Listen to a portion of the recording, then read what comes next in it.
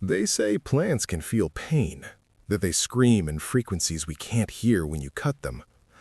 I used to think that was pseudoscience, the kind of thing hippies tell themselves to feel connected to nature.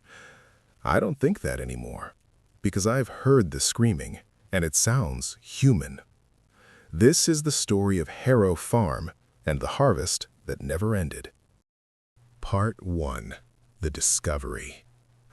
I found the farm the way I find all my locations, through obsessive research and a complete disregard for no trespassing signs. My YouTube channel, Forgotten Appalachia, had been gaining traction. 15,000 subscribers hungry for abandoned asylums, forgotten coal towns, the beautiful decay of rural America. Harrow Farm appeared in a 1987 newspaper article I'd found in a digital archive. The headline read, "Local Farmer Missing, Crop Failure Blamed on Drought." Standard rural tragedy stuff. What caught my attention was the final line. Sheriff's Department advises against approaching the property. Investigation ongoing. No follow-up articles, no resolution. Just a pin on a map that led to 30 acres of mountain farmland that shouldn't exist anymore. The drive up took 3 hours on roads that went from paved to gravel to barely there. My GPS died 2 miles from the location, but I could see the barn roof above the tree line, weathered red against the October sky. When I finally pushed through the overgrowth into the clearing, I understood why the property felt wrong. The farm was thriving. Corn stalks stood 12 feet tall in perfectly straight rows, their tassels golden in the afternoon light. Pumpkin vines sprawled across the southern field, heavy with orange fruit. Tomato plants climbed makeshift trellises near what had once been a house, now collapsed to its foundation. But it was October, late October. Everything should have been harvested months ago or dead from the first frost. I pulled out my camera and started filming. Hey guys, Marcus here with another Forgotten Appalachia exploration. Today we're at Harrow Farm, abandoned since 1987, and, well, you're seeing what I'm seeing. This shouldn't be possible. I walked toward the corn first. The stalks rustled in a wind I couldn't feel, and up close I noticed the smell, sweet and rotten at the same time, like fruit fermenting in the sun. The ears of corn hung heavy and full. I reached out to touch one. The husk felt warm. I pulled my hand back, laughing nervously for the camera. Okay, that's weird. It's like body temperature. I should have left then, should have recognized that fundamental wrongness that every animal instinct was screaming. But I was thinking about views, about engagement, about the thumbnail potential of this impossible farm. I pulled back the husk of the nearest ear. The kernels were there, yellow and plump, but in each one I could see something white embedded in the golden flesh. I leaned closer. They were teeth. Human teeth, perfectly formed, growing inside each kernel like seeds.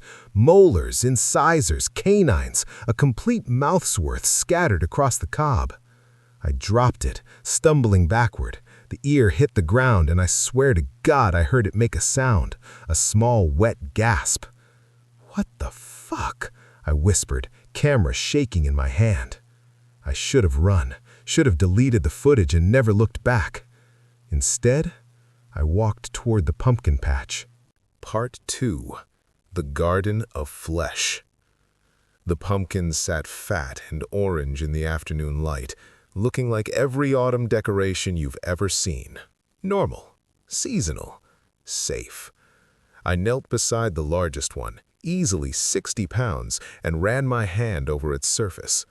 The skin felt smooth, almost soft, warmer than the October air should allow. For the camera, for the content, I pulled out my pocket knife. I'm just gonna check if these are real or if someone's been out here staging this whole thing. The blade sank into the pumpkin's flesh with almost no resistance. Blood poured out. Not sap, not water, blood. Dark red with that distinct copper smell. It ran over my hands, warm and thick, and the pumpkin seemed to deflate slightly, like a lung punctured by a knife. From inside the cut, I heard a sound, a wet, bubbling wheeze. I jerked the knife out and scrambled backward, wiping my hands frantically on my jeans. The blood kept flowing, pooling in the dirt, and I could see something pale moving inside the wound I'd made. It looked like muscle tissue, striated in pink, contracting weakly. "No," I said to no one. "No, no, no!" I turned to run and came face to face with the tomato plants. They grew on a trellis made from what I'd thought was wood and wire. Up close, I could see it was something else. Pale, branching structures that looked almost like bone. And the wire wasn't wire at all, but something fibrous and white, like dried sinew. The tomatoes themselves hung in heavy clusters, bright red, perfectly ripe, and each one had an eye. Not growing on them, in them, beneath a translucent layer of tomato skin. Human eyes, fully formed, with irises of green and brown and blue. Some were closed, the lids smooth and veined. Others were open, watching me. All of them turned as I moved, tracking me with terrible precision. I heard myself making a sound, something between a laugh and a sob. This couldn't be real. Heat stroke, maybe, or carbon monoxide from my car, some rational explanation for why vegetables were looking at me with human eyes that moved. One of the tomatoes blinked. I screamed and fell backward, landing hard in the dirt. My camera tumbled from my hands, still recording, pointed up at the sky. That's when I heard it, a sound coming from the barn, the rhythmic thunk of a hoe striking earth. Someone was tending the garden. Part 3. The Farmer. I grabbed my camera with shaking hands and got to my feet. Every instinct told me to run, to get back to my car and drive until this impossible place was miles behind me. But that sound, that steady agricultural rhythm, thunk, thunk, thunk. Someone was here, someone who might explain this, someone who might be in danger, or might have been here since 1987, or might be... The barn doors stood open about a foot, darkness visible in the gap. The hoeing sound came from inside, patient and methodical. "Hello?" My voice cracked. "Is someone there? I'm not here to cause trouble. I just need to understand what's happening." The hoeing stopped. In the silence that followed, I heard something else, a wet, rustling sound, like leaves in wind, but heavier, meatier. "The season," a voice said from inside the barn. It sounded like someone speaking through a mouthful of dirt. "The season demands tending." "I don't understand," I said, taking a step closer despite every self-preservation instinct screaming at me to run. "What happened here? What are these crops?" "Drought came," the voice said. Each word seemed to cost effort, like speaking was remembering something forgotten. "Spent 40 years working this land, couldn't let it die, couldn't let the season end." Another step closer.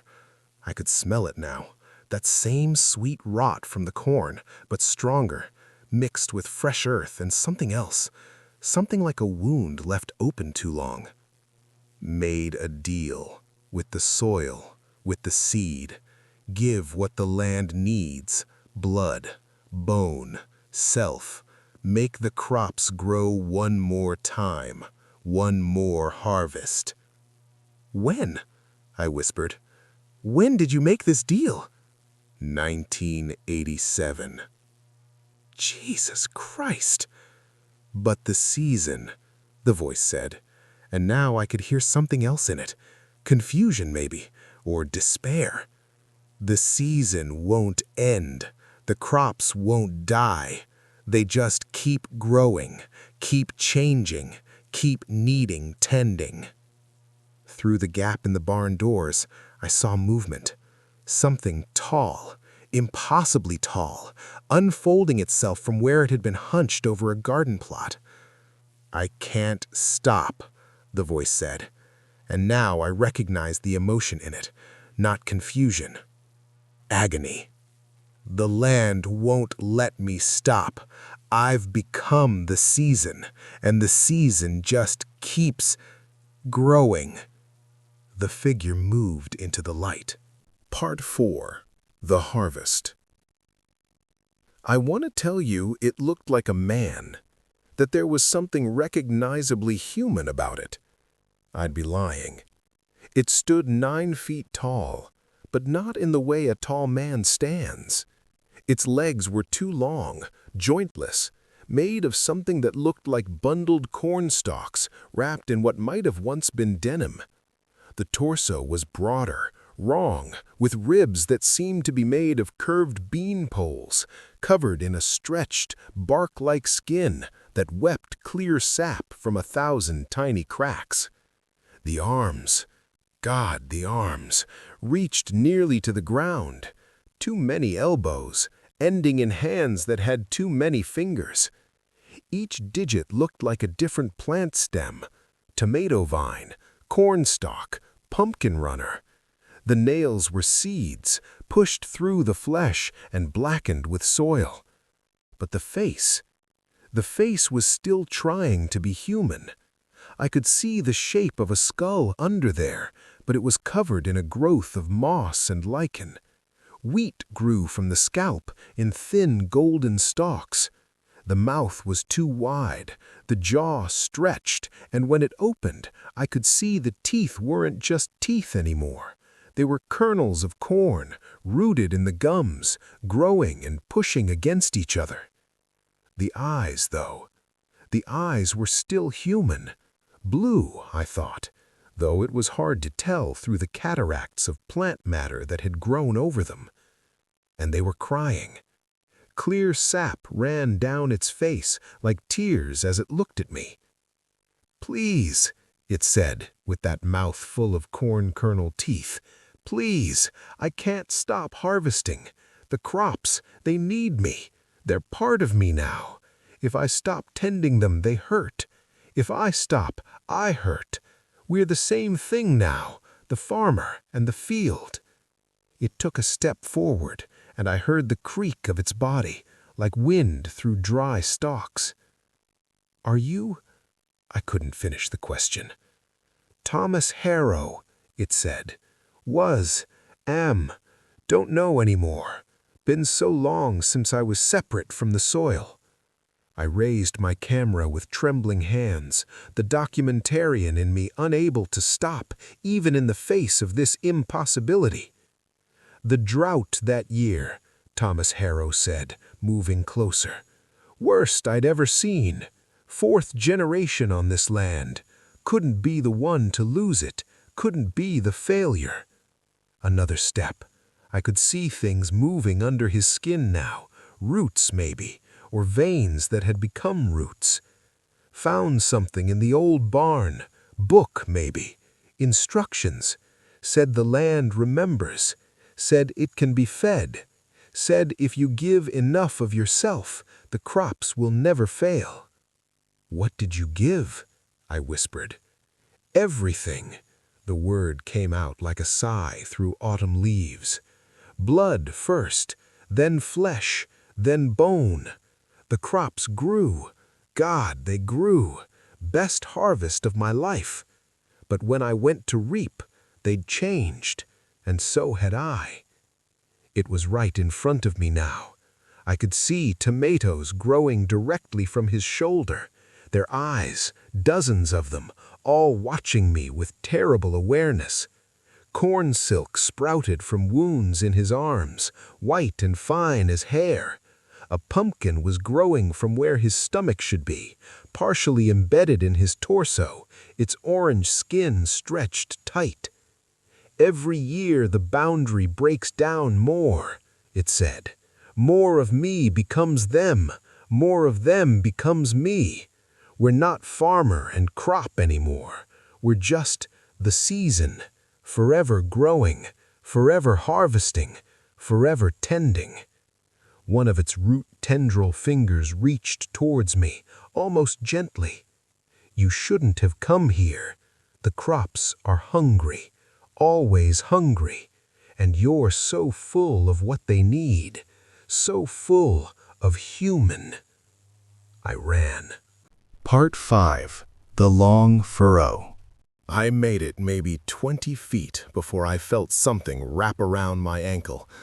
I went down hard, camera flying from my hands. When I looked back, I saw a pumpkin vine, thick as my wrist, had shot out from the patch and coiled around my leg. The leaves along its length had teeth, small, white human teeth embedded in the green flesh, and they were biting me, tiny pinpricks of pain through my jeans. More vines were coming, tomato plants reaching with their watching eye fruit, corn stalks bending, impossibly flexible, groping toward me with their tassels like grasping fingers. "I'm sorry," Thomas Harrow said, standing over me. "They're so hungry, and I can't fight them anymore. We're the same thing. When they hunger, I hunger." I kicked at the vine, felt it tear, heard it make a sound like a child crying. The tomatoes fell on me then, soft and heavy, splitting open where they hit, and the eyes inside looked at me with expressions that might have been hunger or might have been terror. I couldn't tell which. One landed near my face, and the eye inside was green, and it blinked at me before something in the burst fruit began to move toward my mouth.